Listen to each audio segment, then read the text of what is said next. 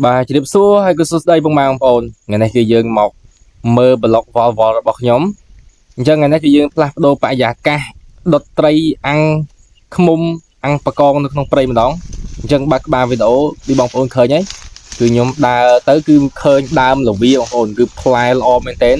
តែបងប្អូនដឹងហើយផ្លែលវាគឺល្អទៅពីក្រៅទេនៅក្នុងគឺអាលួយបងប្អូនអញ្ចឹងឥឡូវយើងចុះទៅក្រោមទៅមិនបាច់រៀបរាប់ច្រើនទេមកដល់កន្លែងនេះគឺយើងដើររកអស់ជាមួយនឹងបងប្រុសខ្ញុំហើយប្លុកនេះគឺខ្ញុំមក3នាក់បងប្អូនជាមួយនឹងកាមេរ៉ាមែនហើយនឹងបងប្រុសរបស់ខ្ញុំហើយថែមទាំងខ្ញុំទៀតអញ្ចឹងហើយកន្លែងនេះគឺយើងដើរចុះដើរឡើងគឺរកថ្មហើយភ្លើងគឺយើងបានប្រកាសហើយយើងរកថ្មដើម្បីដាក់អាំងឃ្មុំនិងអាំងបកងបងប្អូនហើយខ្ញុំអត់យល់ទេថាប្លុកនេះកន្លែងនេះទៅជាអាំងឃ្មុំបងប្អូនអត់តាន់ដល់មកទេ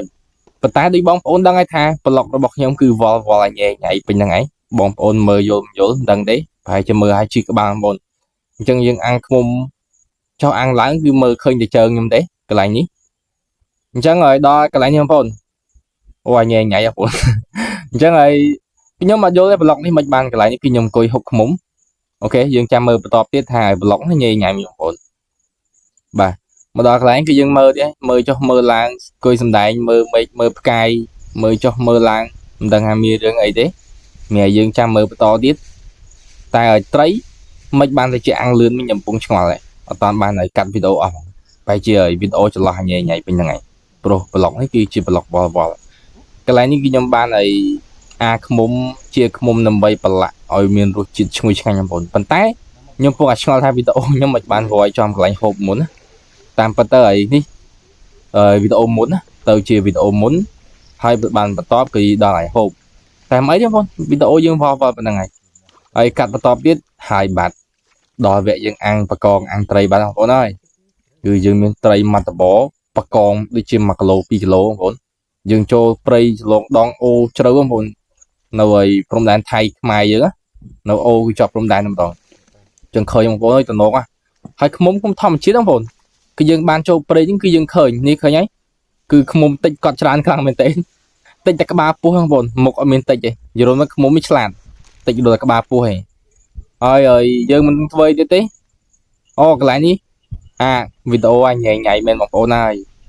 កន្លែងនេះទៅជាកន្លែងលេខគ្រឿងតាមពិតមិញហ្នឹងគឺយើងលេខគ្រឿងហើយតែមិនបងប្អូនដឹងហើយថាប្លុកយើងញ៉ៃញ៉ៃយើងមើលបន្តទៀតថាប្លុកវាទៅជាយ៉ាងណាបាទកាត់មកដល់កន្លែងនេះយើងប្លង់យើងមើលពីចង្ងាយដឹងហើយគឺទេសភាពស្អាតណាស់បងប្អូនហើយរួមទៅបងប្រុសខ្ញុំដឹងថាធ្វើអីទេអង្គុយដូចជានឹងអាខាត់ស្អីបងប្អូនមើលមិនយល់ព្រោះឲ្យវីដេអូយើងថតឲ្យថតញ៉ៃញ៉ៃពេញហ្នឹងបាទហើយមកដល់កន្លែងនេះគឺនៅតែឃើញញ៉ៃញ៉ៃបងប្អូននិយាយរួមទៅប្លុកនេះមួយគឺអត់មានឃើញកន្លែងណាថាឲ្យគួរឲ្យតាក់ទាញបងប្អូននិយាយថាញ៉ៃញ៉ៃនោះញ៉ៃញ៉ៃឯងតាមពិតមិនត្រូវញ៉ៃញ៉ៃបងប្អូនគ្រាន់តែវីដេអូគឺរៀបអត់ត្រូវគឺថតដាក់ពេញទៅនឹងញ៉ៃញ៉ៃខ្ញុំរកវីដេអូកាត់មិនឃើញដាក់ចូលគ្នាវីដេអូមុនទៅដាក់ក្រោយវីដេអូក្រោយទៅដាក់មុនបងប្អូនហើយចោះឡើងតោះមិនក៏មិនបងប្អូនឥឡូវយើងមើលបន្តថាឲ្យវល់ប៉ុណ្ណាទៀតអញ្ចឹងមកដល់កន្លែងនេះអាំងត្រីអាដែលបងប្អូនអូតាមពិតឲ្យត្រីហ្នឹងដូចជាអាំងហើយហូបអស់មួយតបឯងអូអាត្រីរឿងធំជាងមុនអញ្ចឹងហើយឥឡូវនេះគឺយើងអាំងទេអាំងបកងអាំងត្រីហើយនៅអាបោះគ្រឿងដែលហ្នឹងឯង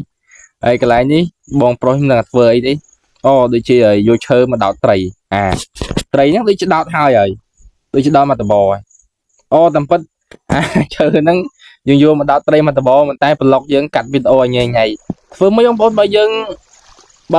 ឲ្យខ្ជិលអារឿងកាត់វីដេអូយើងរកវីដេអូដាក់មុខក្រោយមុនក្រោយអញ្ចឹងហើយត្រីមួយតបដែរចុងក្រោយចុះឡើងតែបកងនេះឆ្អិនមែនទេបងប្អូនអត់យល់វីដេអូនេះបាទមើលទៀតចុះឡើងមិនទៅឃើញអីណាមកឃើញបកងវាបងប្អូនអូទឹកអូនេះមានបកងបងប្អូនអញ្ចឹងយើងចាំកាលទៀតយើងឲ្យចាំហូបអស់យើងចាប់បកងយកទៅអាំងទៀតបាទទៅជាយ៉ាងណាក៏ថាប្លុកយើងហ្នឹងក៏ញ៉ៃញ៉ៃដែរក៏ចាប់បកងហ្នឹងហើយអញ្ចឹងឲ្យវីដេអូខ្ញុំដូចជាចប់បងប្អូនដូចជាអស់កន្លែងនិយាយព្រោះឲ្យវីដេអូទាញមកអស់ហើយដូចញ៉ៃញ៉ៃអញ្ចឹងនិយាយទៀតតែញ៉ៃញ៉ៃបងប្អូនអរគុណច្រើនដែលចំណាយពេលអរប្រយោជន៍មើលវីដេអូខ្ញុំសូមជម្រាបលា